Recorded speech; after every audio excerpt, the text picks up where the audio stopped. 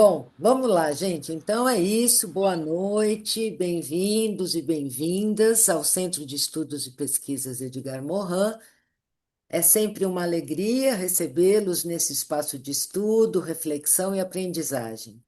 Mas hoje a alegria é dobrada porque temos dois motivos especiais. O primeiro é por receber aqui em nossa casa os nossos queridos amigos, o Dr. Rui Falcão pela primeira vez, espero que de muitas outras, e o professor Adelino, parceiro já antigo de nossa comunidade de pesquisadores do CEP Edgar Morin. O segundo motivo é celebrar o primeiro evento conjunto com o coletivo Pensamento Crítico, grupo composto por alunos e professores egressos do curso de Filosofia da Universidade de São Francisco, que lá estiveram fazendo história nas décadas de 1990 e início dos anos 2000. Abraço a todos e todas do coletivo, na pessoa do professor José Cardonha, o nosso Zé Legal. O tema hoje não é sobre partidos ou sobre escolhas ideológicas individuais, mas o tema é político, como todo processo educacional que se pretende libertador, que deve preservar, estimular, promover e construir a democracia. Falo aqui de uma democracia que é cognitiva, ética e, por isso mesmo, política, como nos ensina Edgar Morin, nosso presidente de honra, aqui no Centro de Estudos e Pesquisas. Uma democracia que é resistente a qualquer tipo de exclusão, fanatismo, idolatria. O tema dessa conversa, que é a defesa da democracia ontem e hoje, entre aspas, vai ao encontro de nosso compromisso com o pensamento complexo, que pressupõe a ecologia das ideias e o pensamento plural, que não é único, absoluto, tampouco pronto ou acabado, mas que se constrói no caminho que se faz ao caminhar, valendo-me do poeta espanhol Antônio Machado, tão evocado durante a vida e a obra de nosso Morin. O pensamento complexo é um tipo de pensamento que busca a religação de seres e de saberes, de sociedade, indivíduo e espécie, de cultura científica e cultura humanística. É feito de uma racionalidade aberta que inclui o científico, o empírico, o imaginário, o que é ético, o real.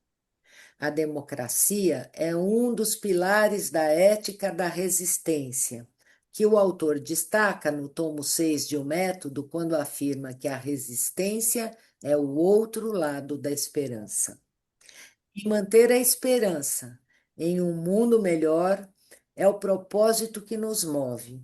Por isso, o tema de hoje é tão relevante. Eu vou então apresentar o nosso moderador da noite, que é o professor Adelino, a quem vou pedir para apresentar na sequência o Dr. Rui Falcão. Adelino de Oliveira é professor no Instituto Federal de Educação, Ciência e Tecnologia de São Paulo, campus Piracicaba. É graduado em Filosofia pela Universidade de São Francisco.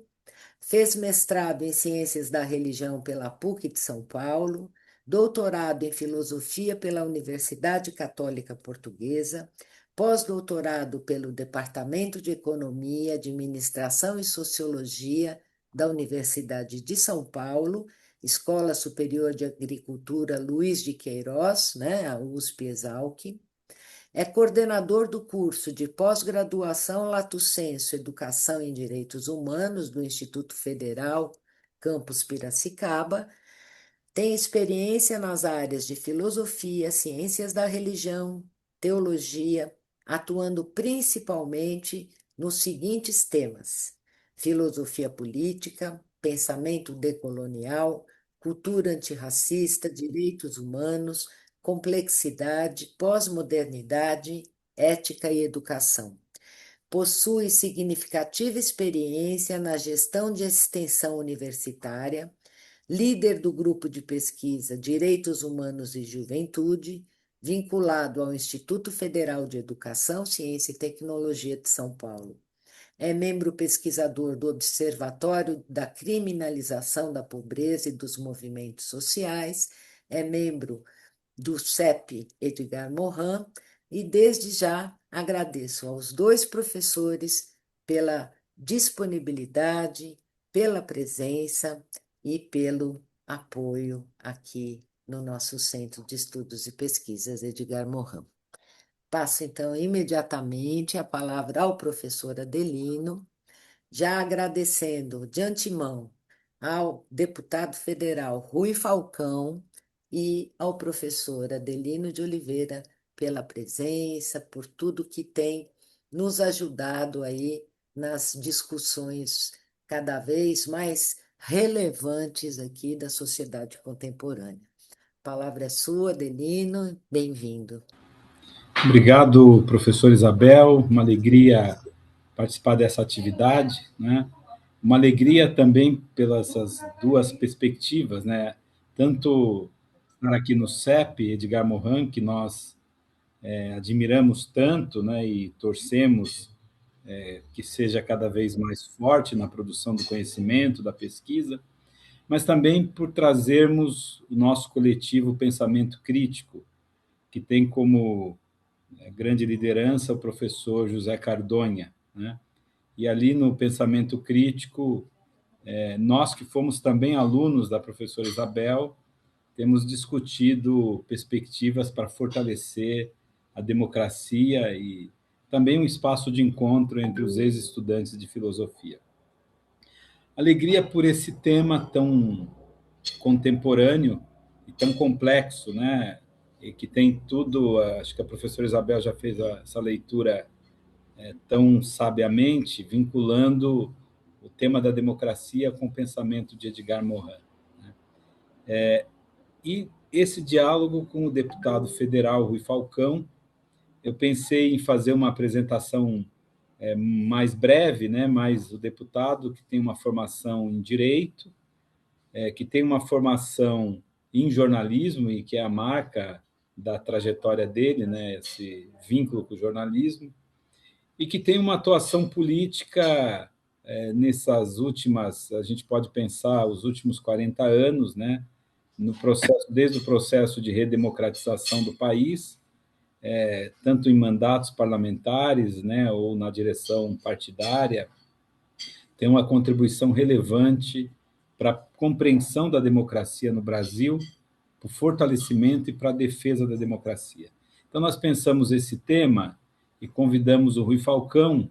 Esse era um diálogo com o professor Cardonha, com o Laudeci, com o Wilson, ali no grupo Pensamento Crítico e também no grupo do CEP Edgar Morin, como uma forma de dialogar, pensando, né, na longa trajetória política e nos compromissos que o Oi, Reinaldo. deputado Rui Falcão tem tido. Oi. O Rui atendeu. Tudo bem. Quer fechar o telefone do... Isso, obrigado.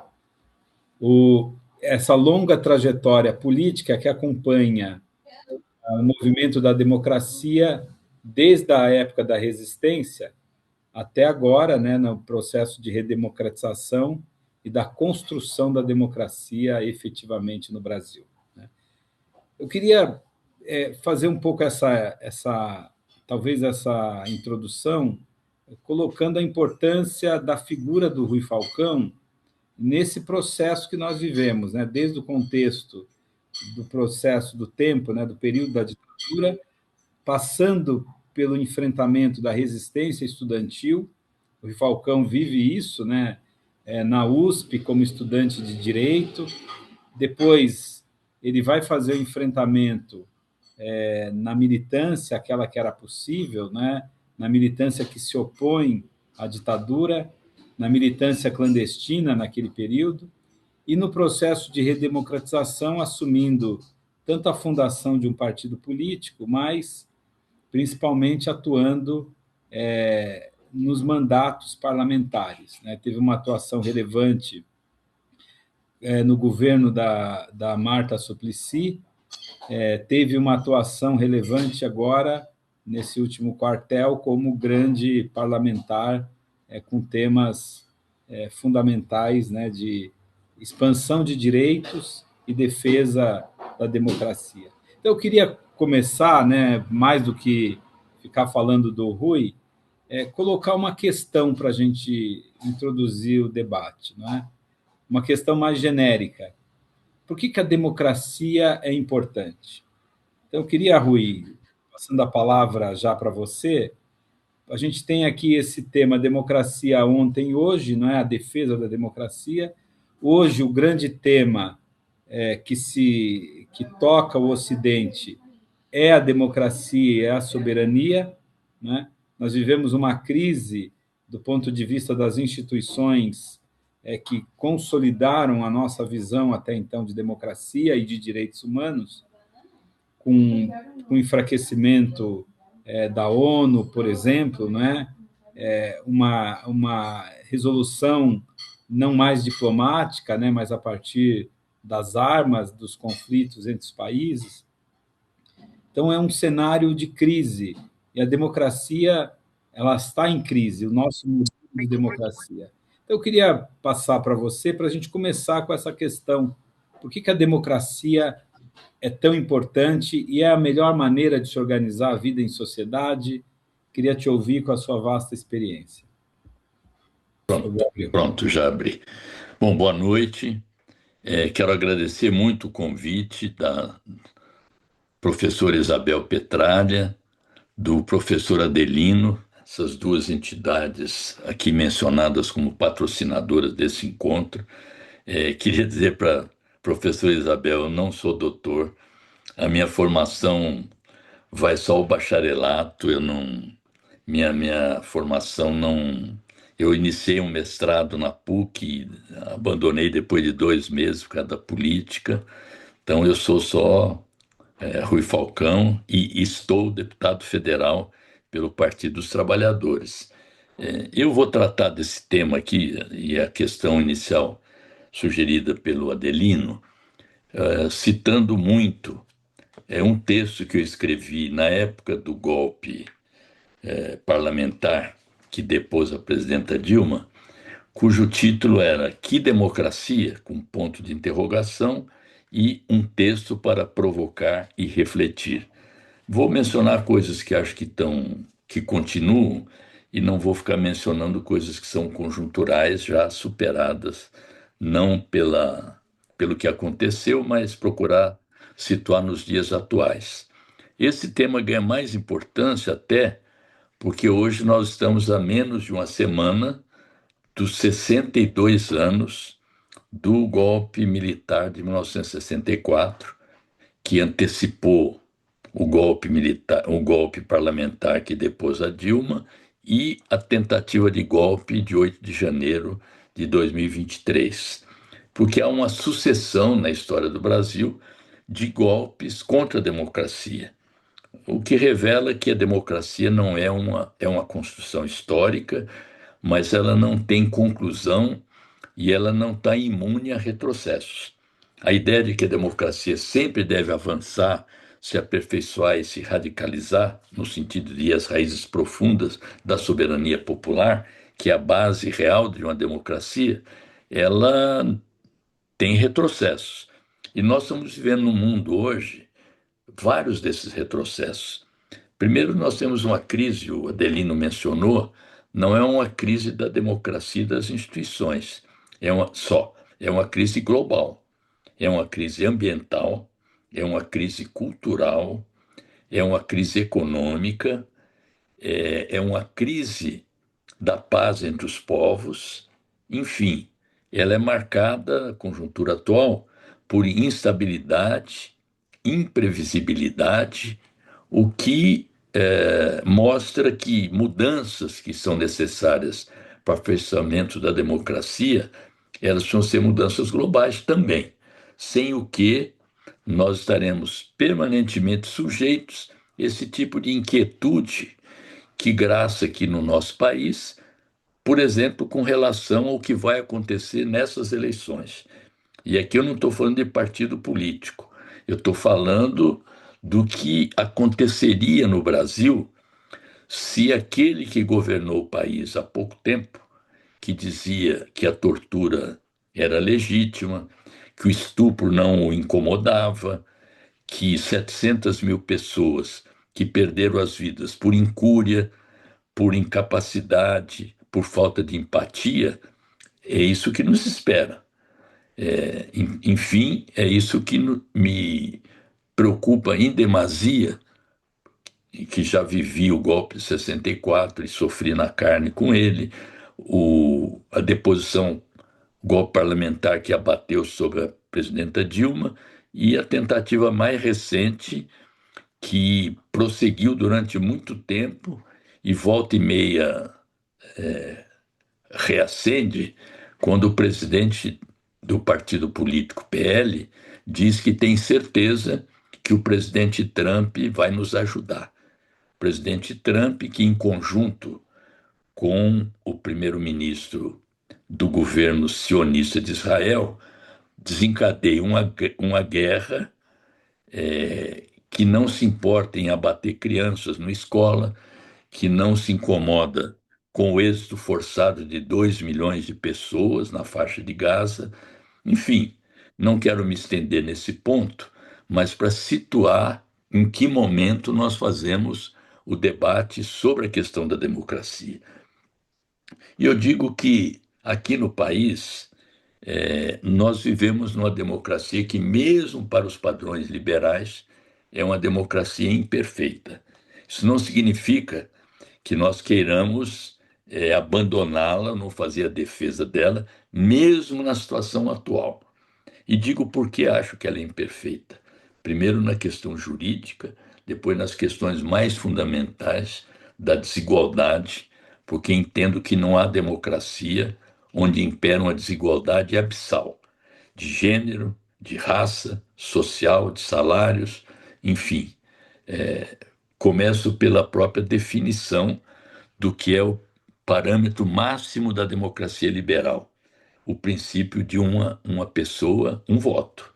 Isso já é uma distorção grande, e essa distorção do sistema federativo ela é mais avassaladora quando a gente constata que, para além da fraude de uma pessoa, um voto, você tem um sistema bicameral em que o Senado já não é mais apenas o revisor das decisões da Câmara Baixa. O Senado hoje é 3 representantes por Estado, por isso distorce ainda mais o sistema representativo. O Senado hoje também inicia o processo legislativo. E vocês veem o esforço hoje para que o Senado possa ter uma maioria conservadora, para quem sabe até produzir o impeachment de ministro da Suprema Corte, né? Eu digo que isso é grave, porque durante o breve governo ilegítimo de Michel Temer, ele chegou a propor um congelamento do orçamento da União por um período de 20 anos, ou seja, ele estende o seu mandato ilegítimo, querendo que conduzir o orçamento nos próximos 20 anos, né? E digo isso porque também naquele período, um ex-ministro do Supremo Tribunal Federal, o ministro Carlos Aires Brito, dizia que aquilo que ocorria naquele momento com o governo Temer tratava-se de uma espécie de freio de arrumação, que ele chamou, assim, suavemente, uma expressão cândida, que ele chamou de pausa democrática. Ora, a gente dizer que a democracia tem uma pausa para legitimar determinadas medidas autoritárias mostra que há problemas com a nossa democracia. Eu acho que vários autores e autoras têm dito que, por força do neoliberalismo, que é o estágio atual do sistema capitalista, que ele não mexeu só com as estruturas econômicas e políticas, mas ele alterou também As formas de pensamento, dou um exemplo aqui da ex-primeira-ministra da Grã-Bretanha, que dizia: não existe sociedade, existem pessoas, para dissolver a ideia da participação popular, dos coletivos e assim por diante, né? A tal ponto que a gente sente hoje que a democracia está sendo esvaziada da sua substância, sem que ela seja revogada formalmente. É aquilo que a cientista política Wendy Brown, que faz reflexões, inclusive, sobre a questão do racismo, do feminismo, ela qualifica esse processo de desdemocratização, ou seja, é um estado em que muitas vezes a exceção virou regra, que era uma expressão muito bem usada por um jurista de renome, o juiz Rubens Casara, do Rio de Janeiro, né? Eu acho que essa, essa fase da democracia, ela que há uma violação da soberania popular, porque quem é o soberano na democracia? É o povo.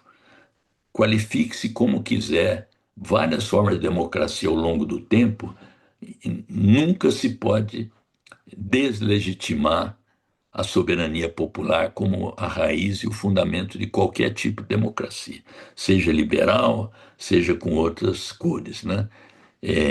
O Gramsci dizia o seguinte: a racionalidade historicista do consenso numérico, ou seja, essa ideia de que as maiorias que se expressam pelo voto, é sistematicamente falsificada pela influência da riqueza. Ou seja, a democracia, ela tem uma classe dominante e tem classes dominadas, né? Não é por outra razão que em várias situações históricas, quando há uma emergência das forças populares, das maiorias sociais, a ideia da democracia é violada sistematicamente, com várias razões. O medo do comunismo, o medo da república sindicalista, os imigrantes, isso tudo serve como pretexto para medidas autoritárias que praticamente suprimem a democracia, né? Então, como eu dizia aqui, esse sistema neoliberal, ele engendra um processo que não é só de exploração de recursos naturais, de predação da economia pelas finanças, do aumento das desigualdades de todo tipo, mas também do declínio da democracia existente e da chegada ao poder de homens fortes com ideias fracas, que é o caso do regime hoje da Hungria, que é o caso do regime dos Estados Unidos hoje, que é a nossa grande inspiração e modelo da nossa Constituição, de ter erigido as nossas instituições aqui, o próprio sistema político bicameral. Esse sistema aqui é tido como o maior país democrático do mundo, eu não o considero como tal. Não acredito que os Estados Unidos vivam na democracia simplesmente porque há eleições a cada 2 anos, a cada 4 anos. Isso não significa que se menospreza as eleições ou que não há instituições lá que possam ser preservadas. Mas ele hoje faz um governo de exceção, haja visto seu conflito com a Suprema Corte, que tem maioria conservadora, haja visto as medidas de força, a própria guerra, sem que haja declaração, a desmoralização das instituições que foram construídas ao longo do tempo, como a ONU, como essas outras organizações, a Organização Mundial de Saúde, a Organização Mundial do Comércio, que eles simplesmente retiram os Estados Unidos dessas instituições, dando pouca valia para aquilo que era considerado democracia, né? Mais que isso, ele hoje persegue os imigrantes, construiu uma milícia privada para espezinhar os imigrantes que são apresentados como responsáveis pela crise que a economia dos Estados Unidos enfrenta, e chegou ao cúmulo, e não entro no mérito aqui de quem acha que a Venezuela não é democrática, ou devia ser mais democrática, chega ao cúmulo de sequestrar um presidente de um país e ameaçando sequestrar outros. inclusive ameaçando incorporar o Canadá como 51º estado americano, quer tomar a Groenlândia da Dinamarca e ameaça Cuba, para além do sufoco do bloqueio desumano, ameaça tomar conta da ilha, entregando-a a um descendente de cubanos, que é o secretário de Estado Marco Rubio. Enfim, o que eu quero dizer é que é preciso trabalhar para que a gente tenha aqui no Brasil uma democracia que seja mais estável. E aí passo a questão de a democracia exige igualdade, a democracia exige justiça, sem o que seus fundamentos se abalam a cada dia. Então, por exemplo, o Brasil hoje é o segundo país mais desigual do mundo. Depois de todas as políticas públicas que foram aqui desenvolvidas, ainda há uma concentração de renda brutal. Vejo esse episódio do Banco Master, que mais que qualquer. Só um minutinho, gente. Desculpa, um minutinho.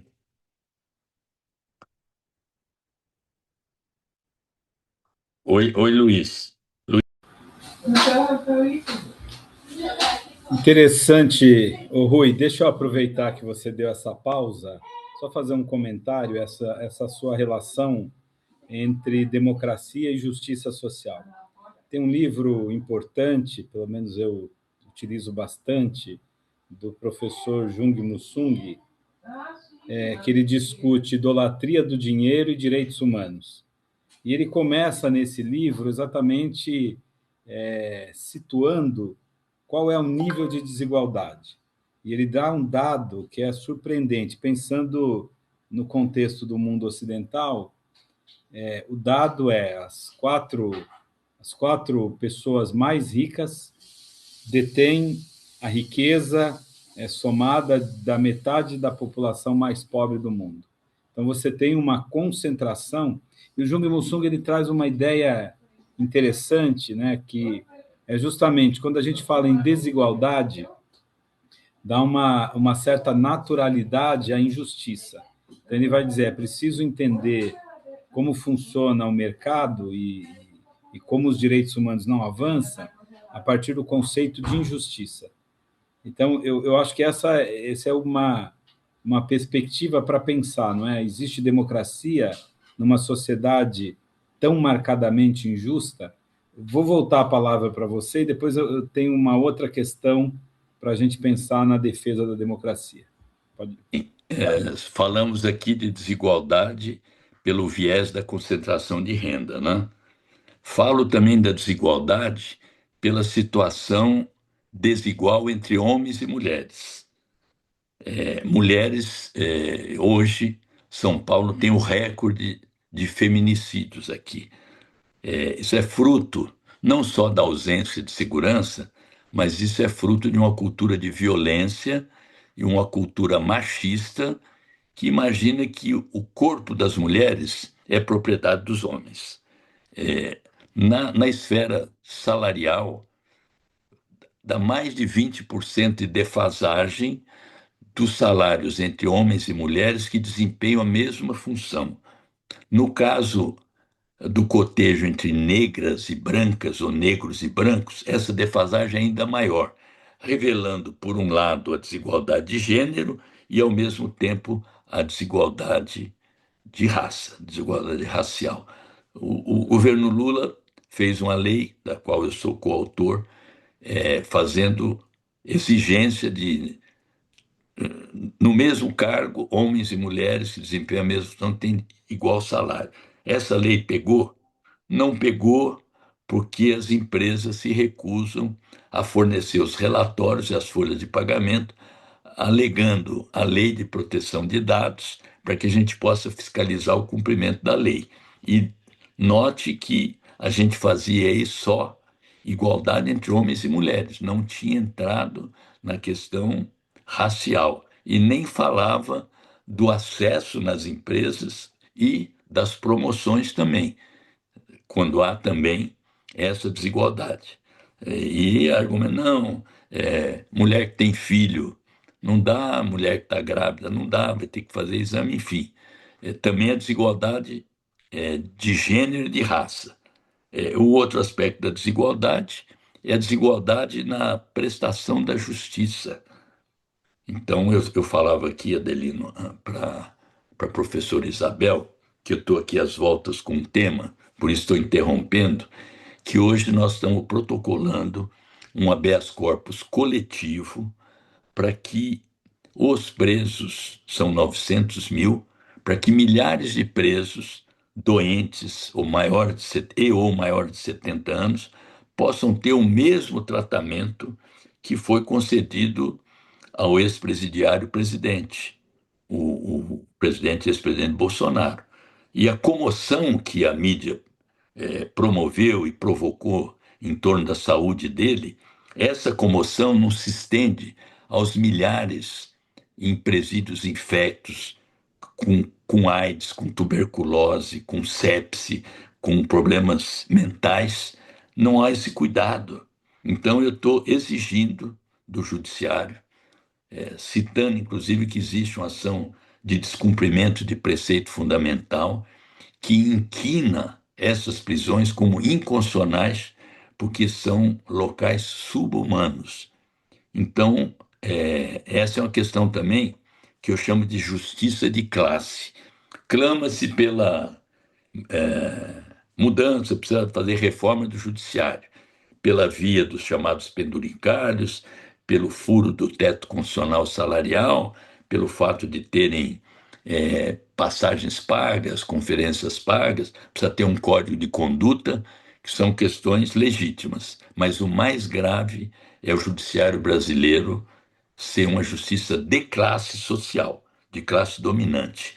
Isso se vê, inclusive, se nós formos ver na Suprema Corte, as causas trabalhistas, a naturalização das pejotizações em massa, tudo isso está passando na Suprema Corte hoje. Então, isso também nós temos uma justiça de classe. Então, eu digo, sem igualdade não há justiça, sem distribuição de renda e combate, não há democracia, quer dizer, sem igualdade não há democracia, sem justiça igual para todos não há democracia, e eu clamo, inclusive, aqui, pela observância da Constituição, que diz o seguinte: todo poder emana do povo, que o exerce diretamente, grife, e através de representantes eleitos. Esse grifo, que o exerce diretamente, foi introduzido na Constituição de 88, mas é hoje letra morta. Não há plebiscito, não há referendo.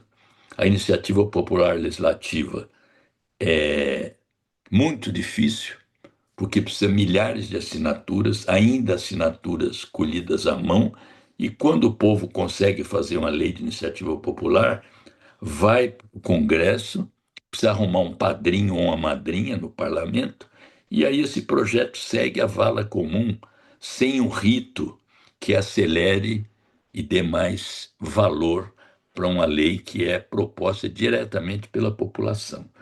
Tem outras coisas também que a Constituição virou só papel, que é a questão da democracia na comunicação. Vocês sabem que hoje se diz que comunicação, que a imprensa é o quarto poder.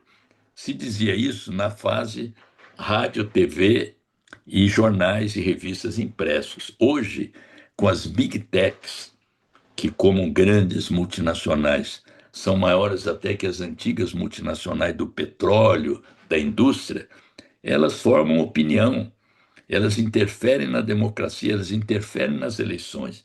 Então, a ideia de democratizar a comunicação é um dos passos também importantes para a gente aperfeiçoar a democracia brasileira, como também a substituição de grande parte das emendas parlamentares pelo orçamento participativo, que já foi ensaiado em prefeituras, cidades, estados, e hoje, com a internet, facilita muito você submeter pelo menos uma parte do orçamento federal à consulta popular, a opinião sobre as prioridades do governo e as formas de composição do fundo público, que é o orçamento. Porque o orçamento é poder, e o povo não tem esse poder. Bom, eu já falei muito, vamos ficar aí para as intervenções de vocês. E eu acho que eu tenho ideias de como a gente poderia também aperfeiçoar a nossa democracia. Olha, muito interessante, Rui, porque você traz essa leitura da democracia numa perspectiva complexa. Não sei se foi por acaso ou se é justamente para alinhar a esse ambiente que discute a complexidade, né?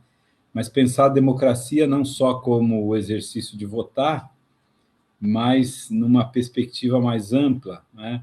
Como direitos do ponto de vista político, social, direitos civis, né? Mas eu queria colocar uma questão, não sei se depois a gente vai ter tempo, né? Tem várias pessoas aqui na sala, né? Nessa sua aula, mas eu queria colocar uma questão que me parece assim bastante central, né? Se a democracia ela deveria cumprir esse papel da construção de uma sociedade balizada na justiça e ela não cumpre, não é? De qualquer maneira, é essa democracia com seus limites que está colocada e que está em risco. Você vem de uma grande trajetória de luta política, de atuação, tanto na esfera de uma militância, mas também de uma representação como um deputado, um parlamentar, né? Então, eu gostaria de colocar a questão, como é que você situa a defesa da democracia, que é o tema do nosso encontro, né? No contexto de um Brasil sobre a ditadura, né? Submetido a um governo ditatorial, como é que se deu, o que nós aprendemos na resistência e na defesa da democracia lá, e quais seriam os conselhos que você traria, os aprendizados com a história, para defendermos a democracia hoje. Se a nossa democracia, é claro, existe o caso do Brasil, mas a gente pode pensar, inclusive, de maneira mais ampla, né? Quais seriam os caminhos, na sua experiência, do aprendizado que você traz na resistência a um processo de ditadura civil-militar, empresarial-militar, e hoje os riscos que a nossa democracia corre, inclusive com as redes de comunicação, etc., né? Como é que a gente atua para defender a democracia na sua percepção? Então, eu venho insistindo com o nosso governo, inclusive o governo do presidente Lula, para que a gente, além de falar do presente e do passado, que a gente tenha uma perspectiva de futuro, ou seja, por que nós queremos um novo mandato para o presidente Lula nesse país com essas características que a gente está vendo aqui?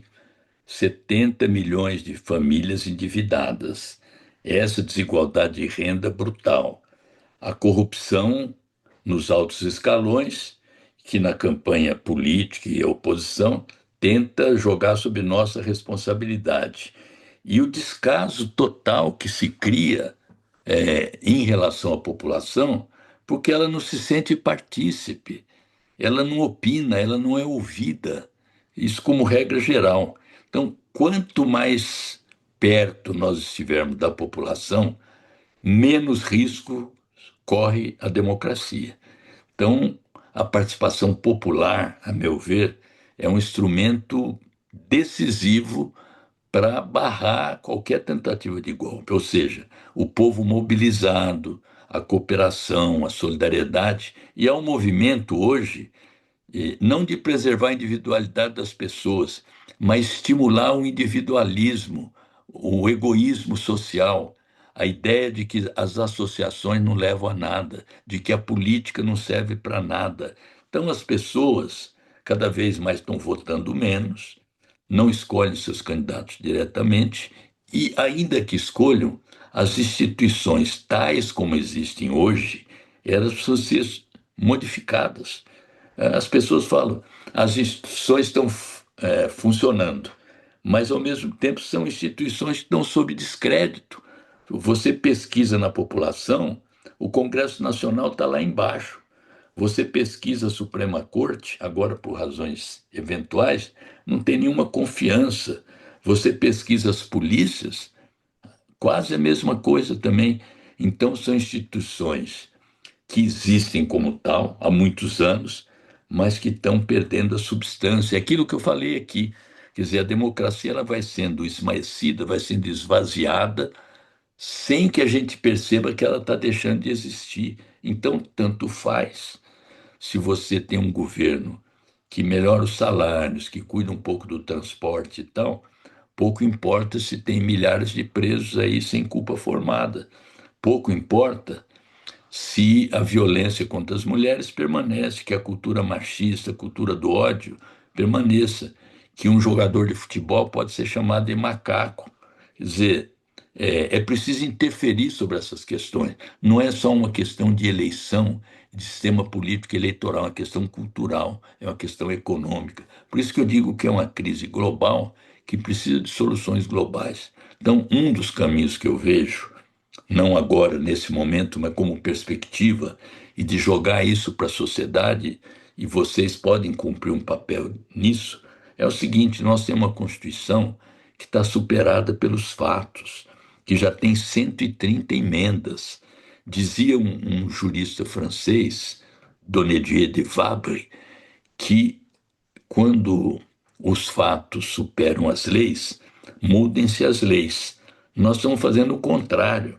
A gente vê que os fatos são novos, mas a gente quer manter as leis trocando os fatos, ocultando os fatos, o choque de realidade, o tapa que a gente recebe na cara diariamente.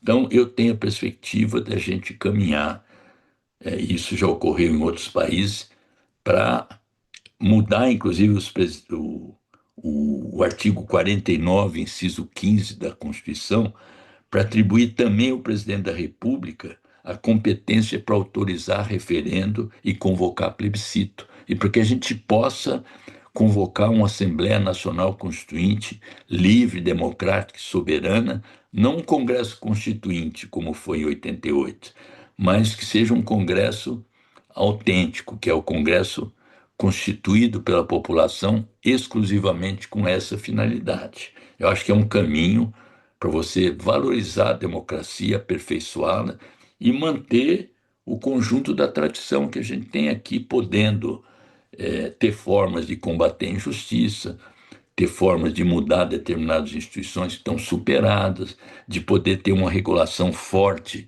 das big techs aqui, de poder ter soberania digital, que nós não temos. A gente pode ter soberania política, soberania para, quem sabe, defender nossas fronteiras, que eu tenho dúvida de alguma invasão, mas nós não temos soberania digital. O conjunto das nossas pesquisas, as pesquisas que vocês fazem, dos dados sobre segurança nacional, que estão todos hospedados nas nuvens da Amazon, da Microsoft, e nós não temos soberania digital. Então, essas questões dizem sim respeito à democracia. A gente faz um debate sobre preservação da democracia com denúncia dos golpistas e exemplando-os com a cadeia. É um caminho. A gente pensa em ter formas de reprimir a compra do voto, que também está correto. Mas a gente não vai na raiz dos problemas, que é a estrutura social, política, cultural, que o Brasil vive de décadas. Tem um livro aí do Carlos Fico que ele mostra como, desde a República, os militares interferem na vida política nacional, geralmente contra a democracia. Isso se repetiu agora no 8 de janeiro e continua presente, porque nós nos recusamos a mudar o artigo 142 da Constituição para proibir os militares de atuarem na política, como em Portugal, por exemplo. Tem uma proposta de emenda constitucional que eu estimulei, inclusive copiando artigos da Constituição portuguesa, que veda a participação na vida política, na interferência nas instituições, de quem tem o poder legítimo da violência, de quem usa arma, que são as polícias, são o exército.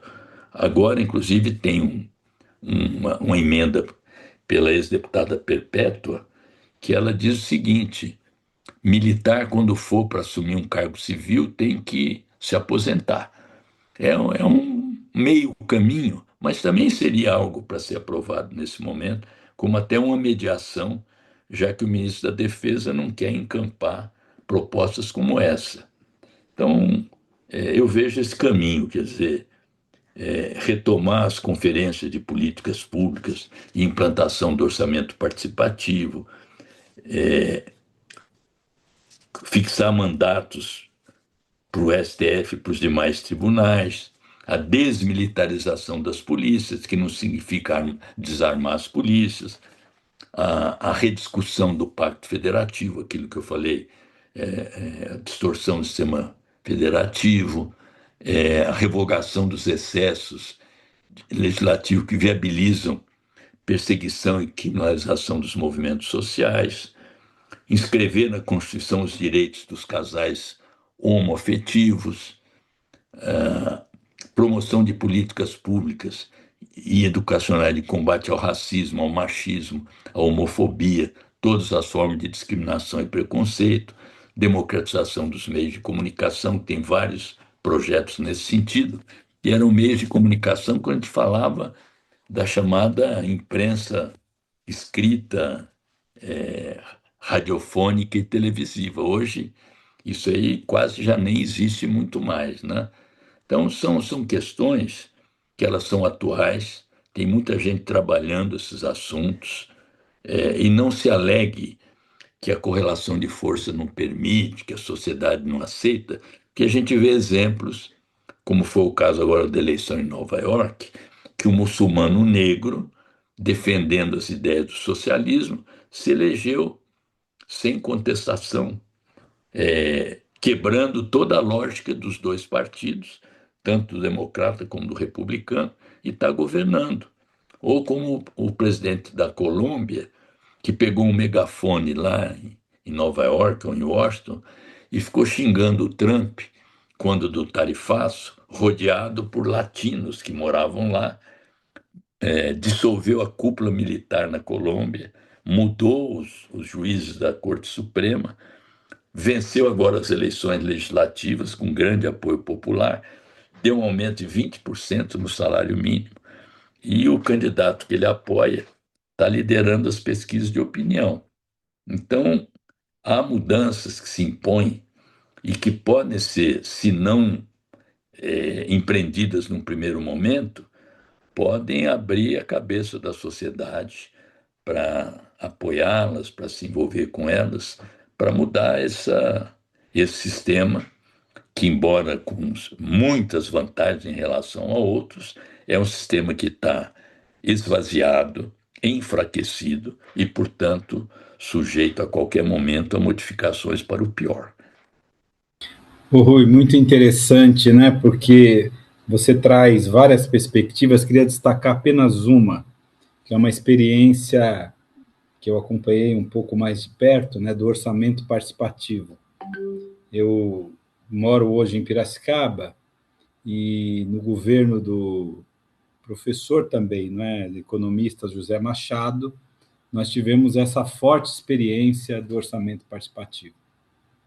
E o orçamento participativo ele traz, além de debater o orçamento, trazendo as prioridades, né, apontadas pela população, mas ele traz organização popular, ele traz assembleias nos bairros, né? Ele traz uma dinâmica da vida política incrível. E realmente é algo que se perdeu. E nesse contexto, né, do domínio da emenda PIX, emenda secreta, as emendas, né, parlamentares, que acabaram dando um poder que antes era delegado ao executivo e o legislativo acaba se apropriando. Falar em orçamento participativo parece uma experiência distante, mas é uma experiência profundamente, eu diria até revolucionária. Mas eu queria continuar a nossa conversa mais um pouco, Rui. Tem algumas questões aqui no chat, eu vou ler, mas antes de lê-las, queria convidar o professor José Cardonha para também vir participar. O professor José Cardonha é professor no campo da filosofia política, é uma liderança no nosso grupo lá do Pensamento Crítico. E, Zé, queria passar a palavra para você entrar nessa discussão, você que estuda tanto a democracia quanto as formas de ameaça, né, e de rejeição, de tentativa de supressão da democracia. Professor Cardonha. Bom, eu vejo, Adelino, muito importante tudo que o Rui colocou, é muito completo, muito completo. Acho que tudo que ele colocou faz parte dessa realidade brasileira. Eu diria assim, né? Não completando o Rui, mas na linha do raciocínio dele, o Brasil, a crer-se em Joaquim Nabuco, né? O Brasil não se libertou do estigma da escravidão, né? As nossas elites são autoritárias, o Rui deixou isso aí bem claro, né? A presença do exército ali, sobretudo, né? Desde a proclamação da República, que já foi um golpe de Estado.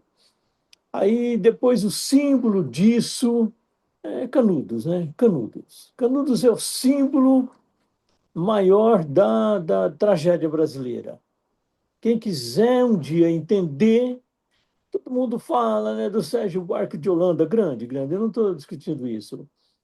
Mas Canudos, Canudos, um conservador, Euclides da Cunha, né, quando ele descreve lá nos sertões, sobretudo na terceira parte dos sertões, aquilo é a síntese desse país.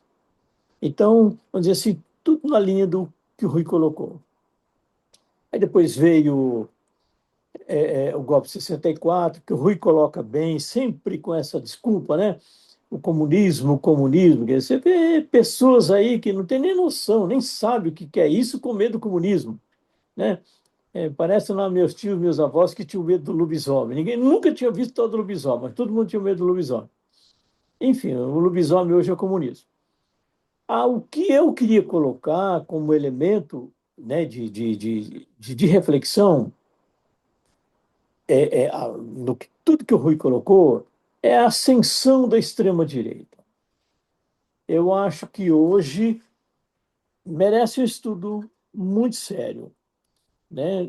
A gente está reproduzindo, é óbvio, sempre respeitando o processo histórico, né? Dialética histórica, aquilo tudo que aconteceu nas primeiras décadas do século XX com a ascensão do neofascismo, do nazifascismo, do nazifascismo. E a gente começa nas primeiras décadas do século XXI, de novo com uma extrema-direita, e aí vem naquilo que o Rui falou, né, que a crise é mundial, né? Mas também na ascensão do nazifascismo também havia uma crise mundial. Havia um esgotamento de um modelo, havia uma insatisfação das massas populares, tanto que elas aderiram ao nazifascismo, tem que se falar isso, não é? Tem que se falar, senão eles não teriam chegado onde chegaram, os dois. E eu vejo que hoje os grandes líderes da extrema-direita, o Trump à frente, o Rui ainda citou o Orbán, né? Agora, você pega a América Latina, você tem o Chile, você tem a Guatemala, você tem se não me engano, Honduras, são todos governos de extrema-direita, a própria Costa Rica, que sempre foi um exemplo de democracia. Então, eu acredito que hoje nós tenhamos de nos debruçar nesse fenômeno, o fenômeno da ascensão do neofascismo. Era a minha contribuição, né? Como se esgotam as democracias, e aí tudo aquilo que o Rui foi colocando, elas vão sendo comidas por dentro, né? Elas vão sendo desgastadas por dentro e, simultaneamente, você tem a ascensão do neofascismo. Com tudo, né? Isso na retórica, na política, na cultura. Você tem. O Rui citou aí do caso lá, né, da política antimigratória, né? O que é o ICE norte-americano? SA. Um SA. Não tem muita. Não precisa fazer muito esforço para chegar a essa conclusão. Não é? A política migratória dos Estados Unidos, ela repete aquela política hitlerista de literalmente sair à caça de todo mundo que não fosse nazista. Então era essa contribuição que eu gostaria de fazer. Mas aí eu passo para vocês. Sempre bom ouvir o professor Cardonha. O Wilson traz uma memória, né, das nossas aulas na São Francisco, né, essa clareza, lucidez e sempre um pensamento muito fundamentado. Rui, gostaria de comentar um pouco antes da gente ler o que está colocado no site. Queria ouvir um pouco a reação do Rui. O Cardonha traz a referência de Canudos, né? Não só da violência, mas o que Canudos significou como uma perspectiva de projeto de sociedade, como resistência também, né? Então, a contribuição do professor é excelente, na minha opinião.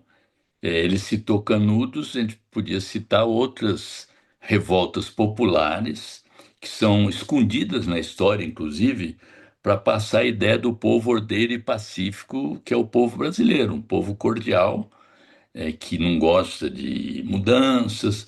Todas as mudanças aqui são feitas por cima, é chamada revolução, entre aspas, pelo alto. Desde a República, que foi assim com os militares, e mesmo quando os militares não estão presentes fisicamente, nós temos uma história de lutas que em algumas escolas isso é bem mostrado, que é como a classe dominante brasileira, em vários tipos de classe dominante, vai mantendo seu domínio, ora com os escravizados, antes com os indígenas, os povos originários, depois sufocando revoltas populares que reivindicavam direitos, a espoliação através da mineração predatória, que também agride o meio ambiente. Então, é uma história de conflitos em que os de baixo são sempre perdedores.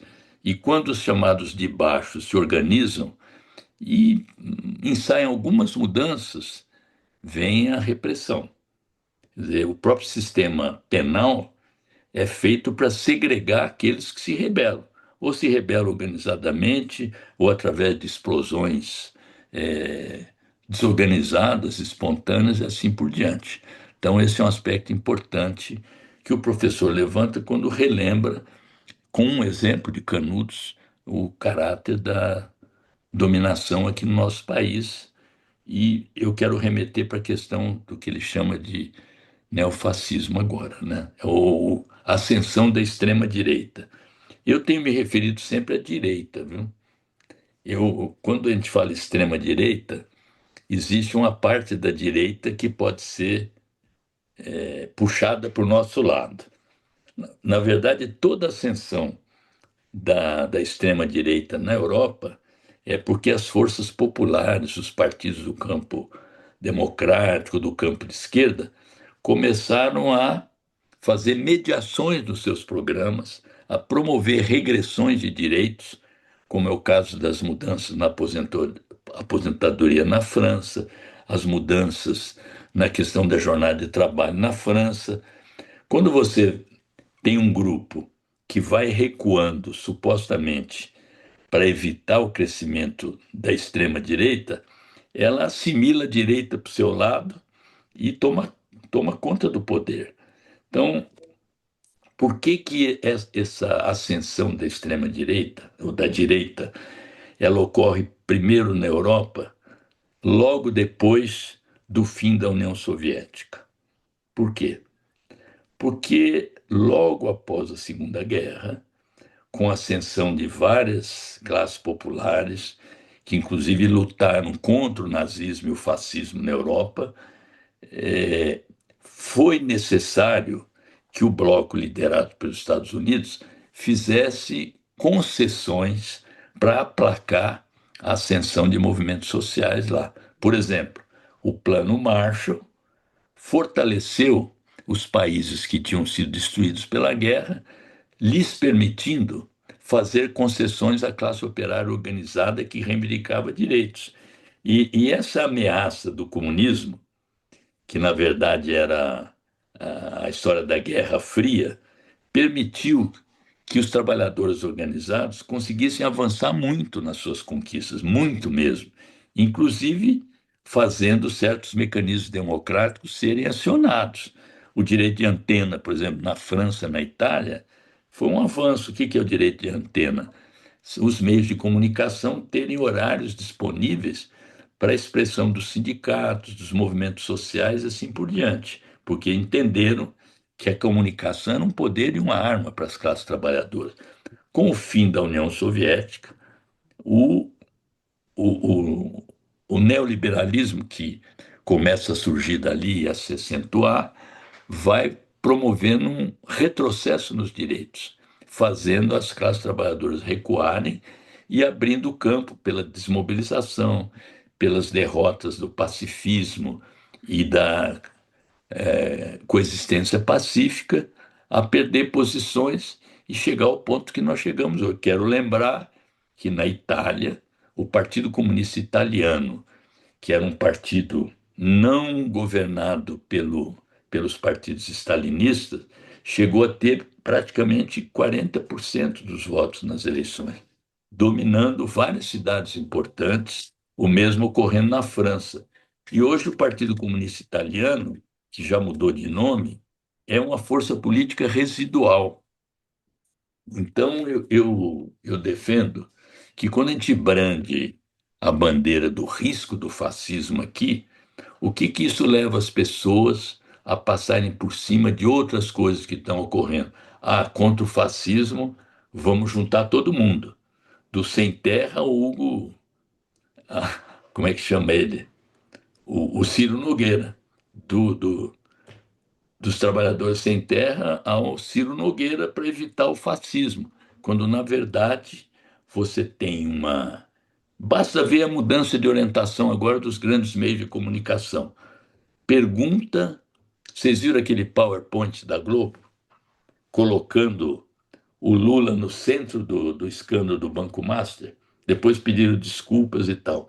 Mas já há uma mudança, porque eles viram soprar os ventos, embora seja uma coisa temporária na pesquisa, de que é possível, sim, substituir uma liderança popular por qualquer outro que seja. Vamos lembrar que esses setores, grandes setores empresariais, deram vitória ao Bolsonaro, dizendo que ele seria controlado depois da eleição, que aqueles excessos dele, apologia da tortura, vou mandar, devia ter fuzilado 30 mil, inclusive o Fernando Henrique, que aquilo era mera retórica e depois ele seria domesticado.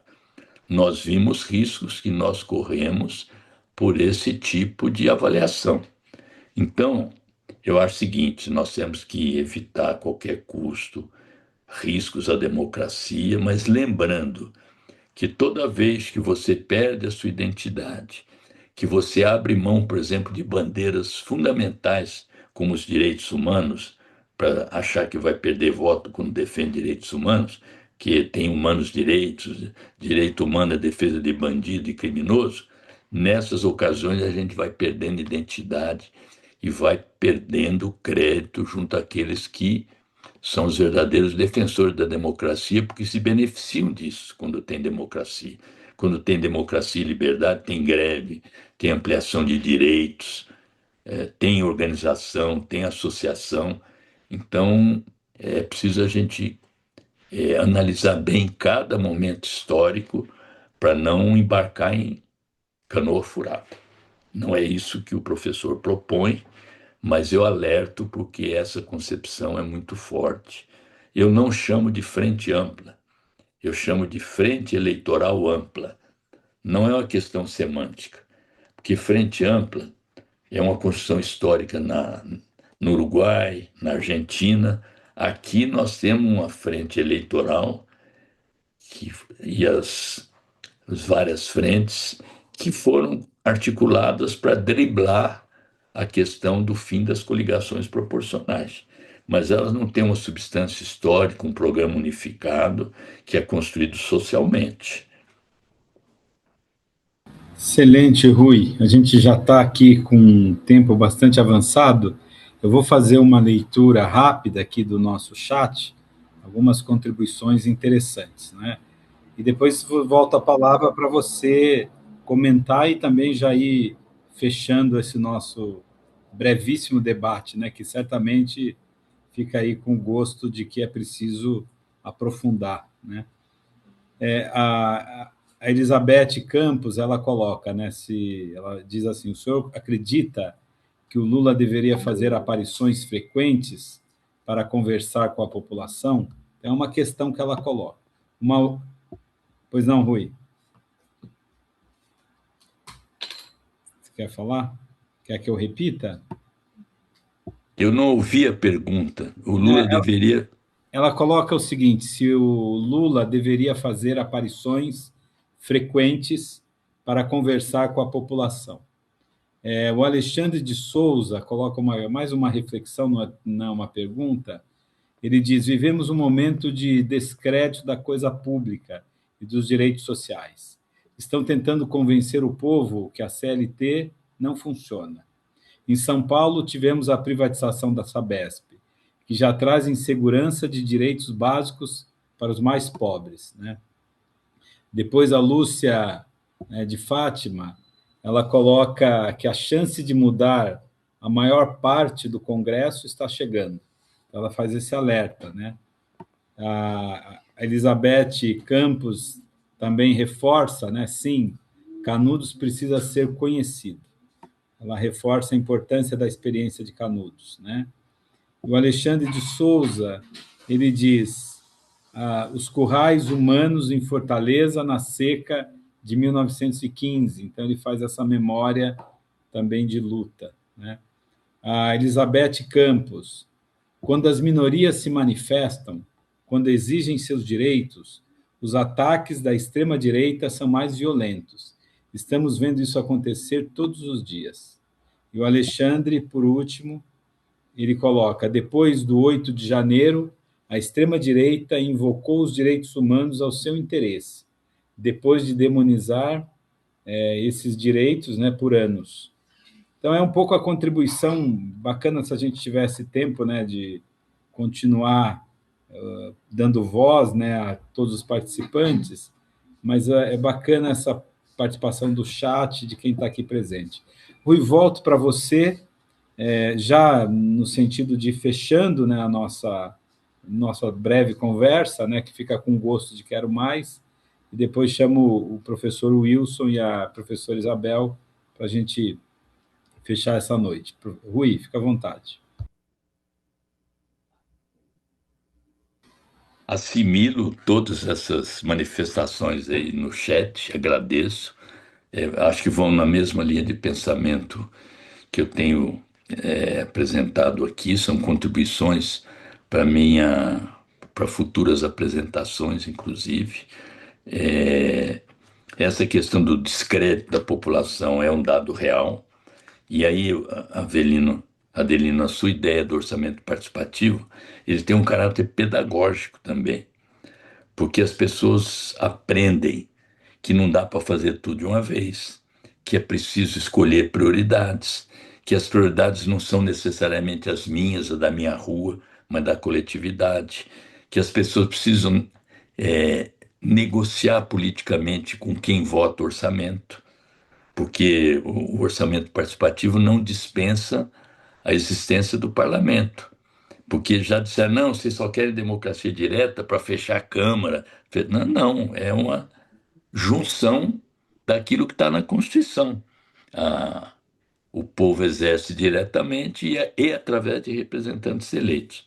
Então, essas observações elas são muito preciosas e eu quero concordar com a pessoa que disse se eu não acho que o Lula deveria aparecer mais frequentemente.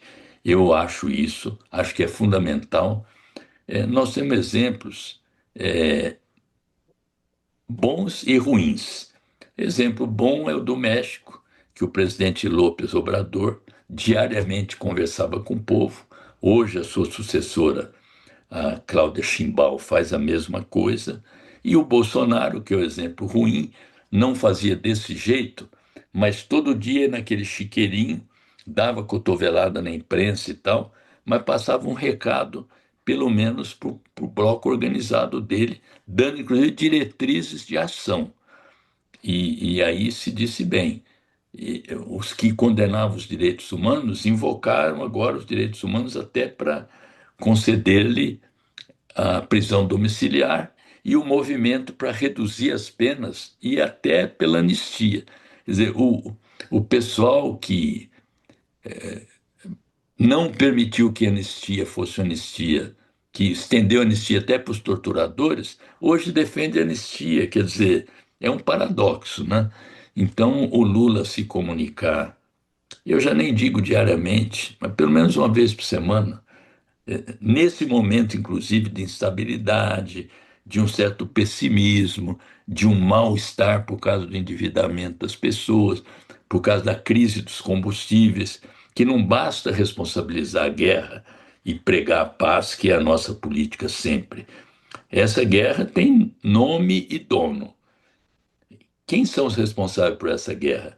Donald Trump e Bibi Netanyahu, e que são defendidos aqui pelo Flávio Bolsonaro e pela sua corja. Flávio Bolsonaro que sugeriu, quando dos ataques aos barcos que supostamente carregavam drogas no litoral da Venezuela, por que não bombardear os barcos de traficantes na Baía da Guanabara, que foi a Israel não para se batizar pela segunda vez apenas, mas para pedir recursos e instrumentos de comunicação poderosos que o governo de Israel tem. Então, na disputa de ideias, essas coisas precisam ter nome e sobrenome. Não pode ser uma condenação genérica à guerra, que nós condenamos sempre. Nós somos a favor de resolver os conflitos pela negociação, pela paz, pela intermediação e não pelo recurso à violência e à guerra.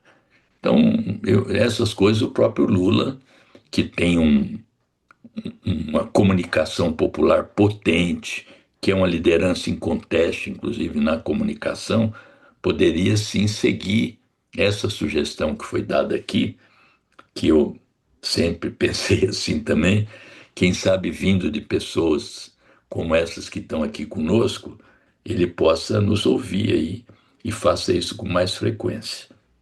E quero agradecer essa participação aqui.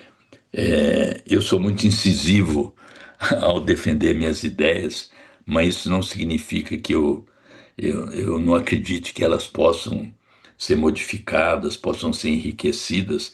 Eu tenho esse defeito que alguns acham que é qualidade, que é sempre expor com clareza, sem leguleio, sem muita conversa de político, expor as ideias para, já que aqui tem o grupo do pensamento crítico, ainda brinquei com a Adelina, eu não vou lá para ficarem me criticando, mas é a crítica no sentido histórico, a crítica que enriquece, que propicia o diálogo, que retifica, que leva a gente a mudar de opiniões também.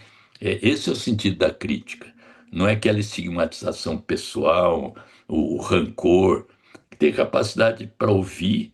Aqui hoje eu falei mais do que ouvi, então, quem sabe numa outra oportunidade, mais gente possa falar e a gente inverta o modelo aqui, que é o modelo do Lula.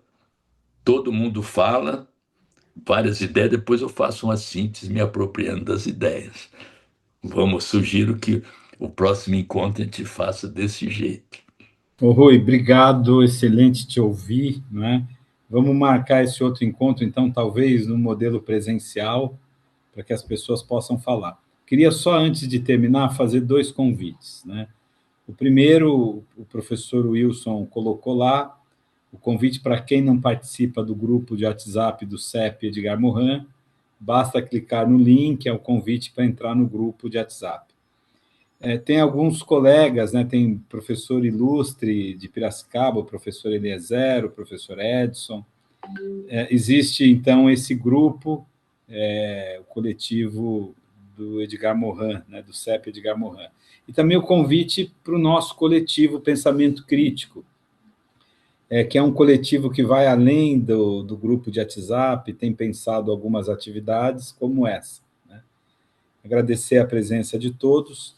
Volto a palavra para o Wilson, né, e para a professora Isabel, e já com essa vontade de um encontro, talvez presencial, né, para que a gente possa falar mais e aprender também com a experiência e essa grande trajetória de luta do deputado Rui Falcão.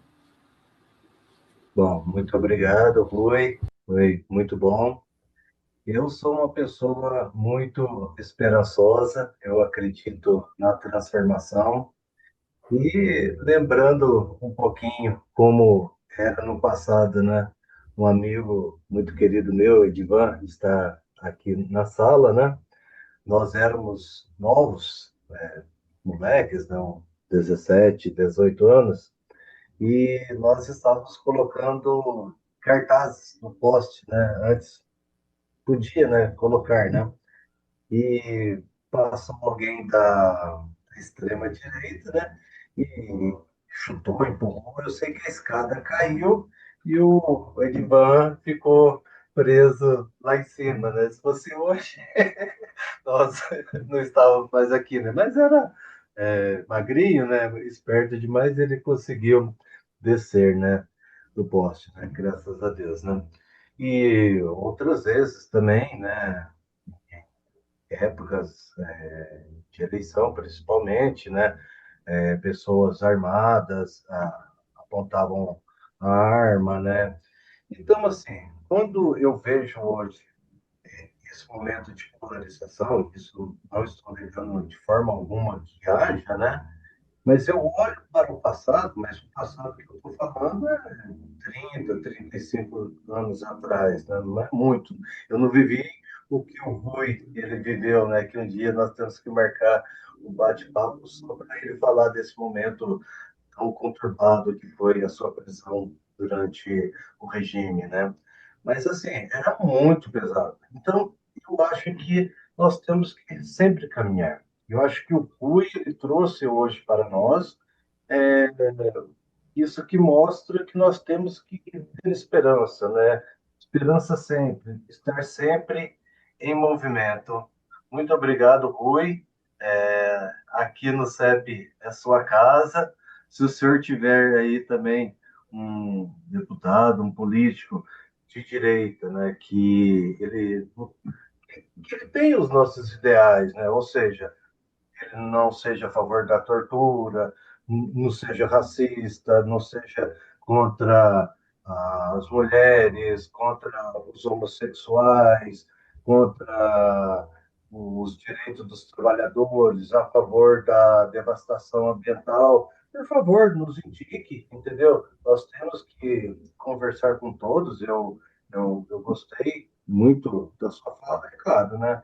Fascista não tem como conversarmos, né? Muito obrigado, obrigado mesmo. E passo a palavra para a nossa mestra, né? O professor José e a professora Isabel foram professor e professora minha e do Adelina. Nos ensinaram bem, estamos aqui. Um abraço. Obrigada, Wilson. Que responsabilidade, né? Lembrar disso é uma forte responsabilidade. É, é, Rui, o Edgar Morin, né, que é o nosso presidente de honra e que nos traz aí reflexões muito contundentes com relação à justiça social, à democracia, aos direitos humanos, à igualdade, fraternidade, solidariedade, né? Ele falou num livro, um pequeno livro, durante a pandemia, nos apontando que teríamos gigantescos desafios no período de pós-pandemia. E ele dizia: tomara que a humanidade tenha aprendido com maus exemplos, né, com tanto sofrimento, com perdas, que pudesse, tomara que a humanidade tenha aprendido solidariedade, fraternidade, né? Que líderes deveriam ter aprendido a diminuir o seu populismo e aumentado, né, as suas relações, não é, com a população, enfim. Mas o que a gente assistiu, lamentavelmente, foi logo depois da pandemia, já começou a guerra, né? Rússia e Ucrânia, né? E aí eu, começando a sua apresentação, que foi tão esclarecedora, né? Você nos traz aí uma questão de construção da democracia que, assim como o Mohan também diz, ela contém avanços e contém retrocessos, né? Quiçá os nossos avanços possam ser maiores e se sobreporem, não é, aos retrocessos. É isso que eu acho que a nossa comunidade aqui, a nossa ONG, procura fazer por meio da educação e da cultura, fazer refletir para que o mundo seja um lugar melhor para a gente viver. Se a gente não conseguir fazer isso pela política, pela educação, né, pelo compromisso social, político, acho que a gente não consegue mudar esse lugar, né? Então, quero te agradecer muitíssimo, né, por você estar fazendo há tantos anos, dando a sua contribuição para tornar esse mundo um lugar melhor para a gente viver. Muito obrigada. E vamos marcar, sim, um encontro presencial para que todos possam conversar, refletir, concordar, discordar. É disso que é feita a vida, né? Gente, agradeço muitíssimo. Obrigada a todos e a todas por nos acompanharem até esse momento. Participem conosco das nossas atividades do CEP Edgar Morin e permanecemos às ordens de todos. Grande abraço e boa noite. Boa noite a todos e todas. Até a próxima. Até a próxima, Rui. Muito obrigada. Pessoal, boa noite, um abraço.